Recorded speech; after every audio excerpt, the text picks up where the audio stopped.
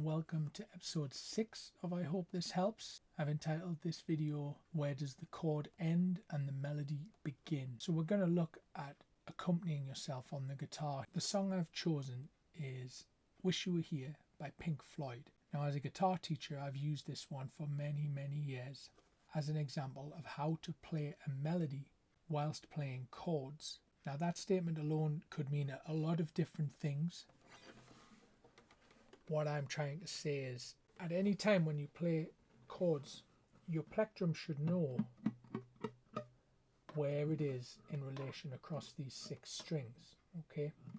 If you're a person who is still quite early on in their guitar playing and you're playing the likes of C chords and A chords and D chords and you're hitting the bass strings instead of the correct amount, you will find this difficult.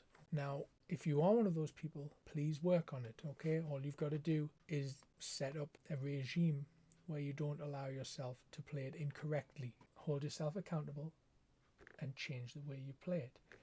Your plectrum hand needs to learn where all 6 of these strings are. In comparison to this hand, this has to learn where all the 6 strings are times however many frets the instrument has. This hand has the better run of things, so get your right hand together. Very important. Now, if you're a hardcore Pink Floyd fan, as always, I haven't gone to great lengths to make this a perfect replication of what David Gilmour played. It's approximate. So the whole thing about this riff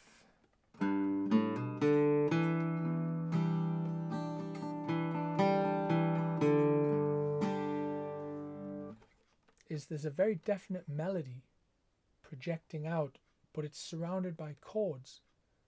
And it's hard to tell where one starts and the other one takes over. Okay, so let's start the song.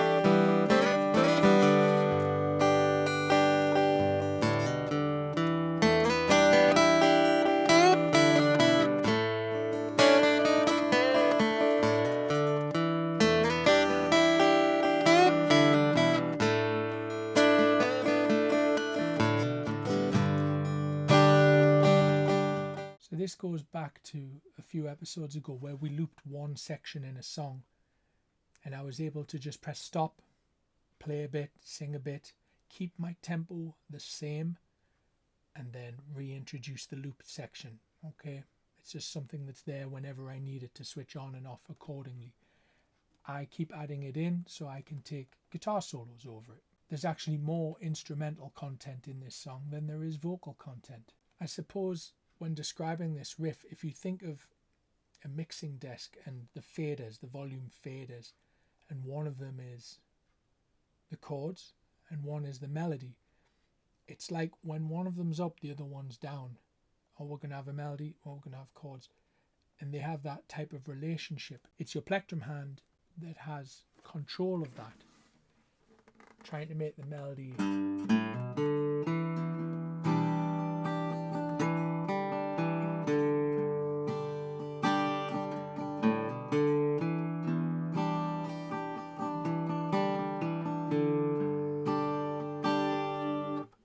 at any time when I play a chord, my plectrum is able to go to the exact string that I want it to, any of the 6. You're trying to build up that awareness.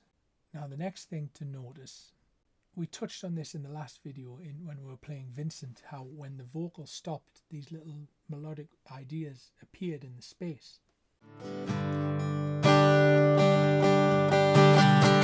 So you think you can tell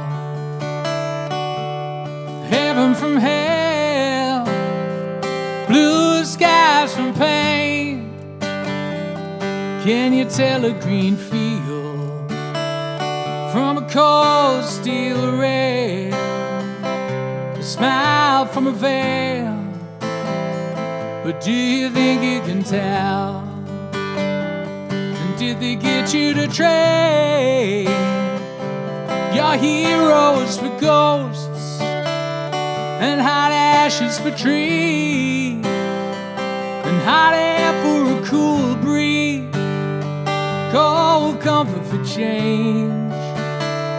Well, did you exchange a walk-on part in the wall for a lead role in the cage?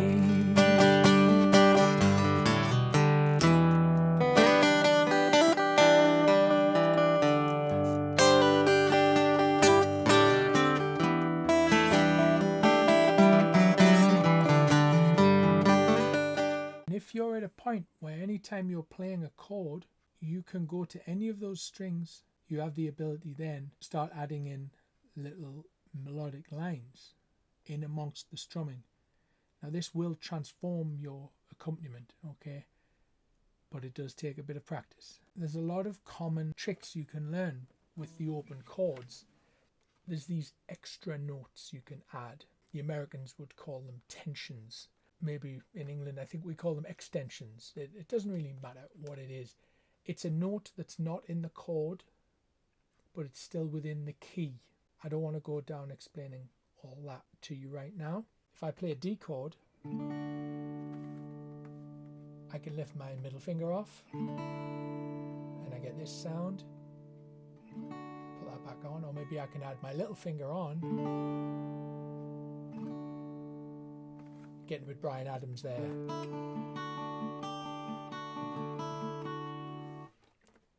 You see how just by a slight movement of the hand on these open chords gives you these little melodies that start to appear. This is a good next stage to take in your accompaniment. If you hear when I'm accompanying my singing, whenever I stop singing, you'll see my hand. I just move a finger to add a little tension to the chord. I play a C chord. I can move that finger on. I think when I'm playing a G chord in this song, I definitely do this kind of thing. One of the other things I can do by having control over my plectrum is that instead of strumming, I might be able to make my melody a bass movement. I think there's a point where I'm on a G chord and I'm going to a D chord, and I decide that instead of doing more strumming, I decide to go. So I make my melody a bass line instead.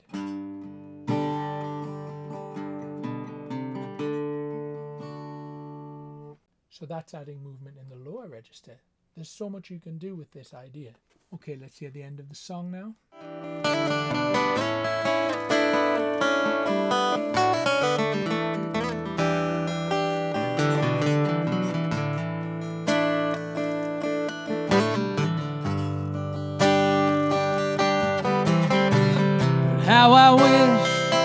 How I wish you were here.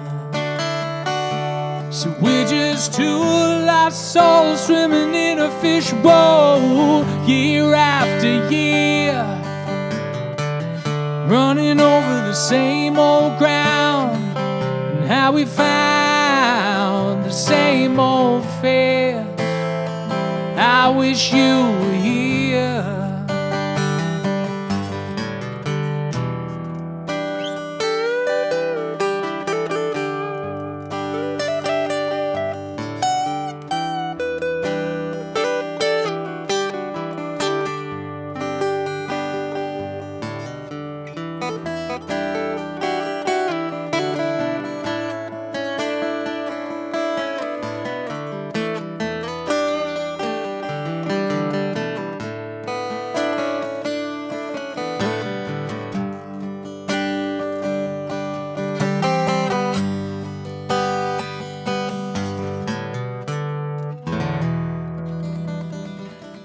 So other than the audible clicking of the loop pedal, can you tell when the loops start and stop and when my strumming takes over live. That's something you really want to try and get seamless. Okay, I do okay in this. It's not perfect. Remember that when you use loops, you've got to keep your timing constant throughout the song.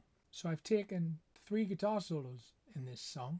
The first one was a little nod to what's on the record. The final 2 is just me searching for inspiration. Now this is what improvising is. If you were doing a long gig, a long set, this would give you a voice rest, and allow the people to hear you play a bit. Okay, so to summarize, the point of this video is for your picking hand to be able to access any string at any time. That will allow you to add embellishments to chords with tensions, extensions, suspensions, whatever fancy words you want to call it, but just where you change the arrangement of the notes to add a bit of movement, preferably, in my opinion, in between the vocal lines where there's space for it. Also to play a definite melody, like the opening riff. I'm strumming a G chord, but I'm also playing a very definite melody as well. And that melody can also be a bass line. And one more reminder to some of the less experienced guitar players. If you're playing a C chord, if you don't have the ability to just play the 5 strings and miss out this low string, I know a lot of people like to just mute with the thumb over the top. It's a bit of an uphill struggle, but please try and put the work in to get it where you can access, boom, 5 strings, bang, 4 strings, 6 strings, rather than just wildly swiping at your guitar. Okay, if you can build up that discipline, you really have taken a big step there. So if this concept is brand new to you, you've got a lot of work to do, but that's exciting. It's not something to dread. Your accompaniment skills are about to go like this if you work on this type of stuff. So that's a challenge to relish, really, because the benefits are huge. So sometimes when you play for people, you might not be happy with what happened, but they might have loved it. So remember to give yourself a break, okay? Do the practice, but enjoy it and concentrate on what you got right as well as what you maybe can improve on. So I hope you've enjoyed this video and it's given you something to think about. So in the next video, we're going to work on our instrumental sections by using rhythm and single line melodies. If you haven't already, please subscribe to my channel, Eddcarrguitar, so that you know when the rest of these videos are coming out. If you'd like one-to-one tuition over Skype or Zoom, please get in touch via the email address below in the comments. As always, I hope this helps. Go and enjoy your music, everybody. Thank you.